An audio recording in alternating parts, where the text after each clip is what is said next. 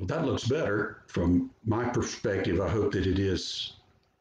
Okay, I think we're back. Sorry for the delay.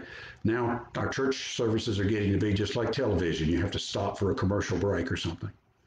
But anyway, I was telling the story of the flight attendant who saw one of the airliner's engines was on fire.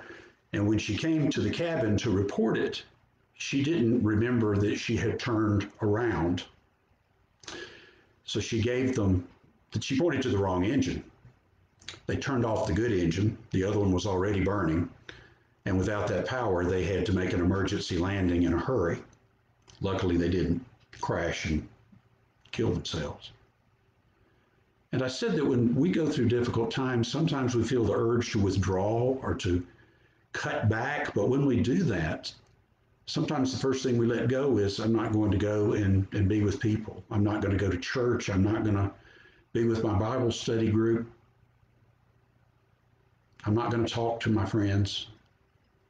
And when we isolate, we've turned off one of the great sources of power that we have to work through our problems and to be triumphant. God created us to connect to each other. So we don't want to turn off the power trying to turn off the problem. Seek God in the sanctuary. The psalmist goes on to say in verse 2, to look for God's power and glory. He thinks back on the wonderful ways that he's seen God's power and glory, and he longs to see it again. One of my friends who's a student minister has a way of wrapping up the day when he's with a group of youth. He'll often get them together as they're sort of debriefing everything that's happened in the day, and he'll get them still and quiet and ask, where have you seen God today? And they stop and they think, and then I've sat among them as they begin responding. One will say, I saw God in the beautiful sunrise that greeted us today. And someone else will say, I saw God in the helpful people who cooked our meal. And someone else will say, I was tired and discouraged today, and someone in our team gave me laughter and lifted my spirits. I saw God in that friendship today. And someone else will say, God spoke to me in worship, and on it will go. And he asks that question because he's trying to train them to be looking for God in all things.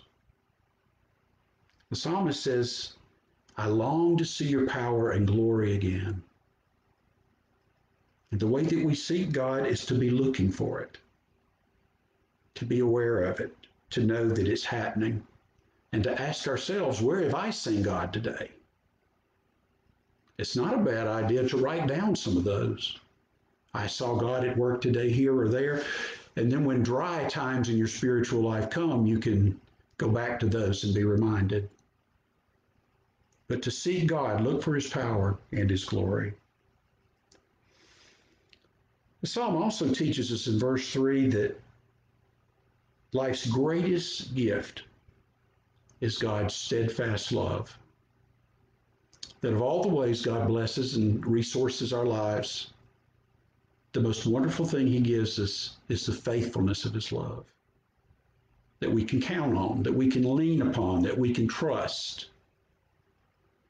So that when these difficult times come, even if our feelings are out of kilter, we can know in our hearts that God hasn't moved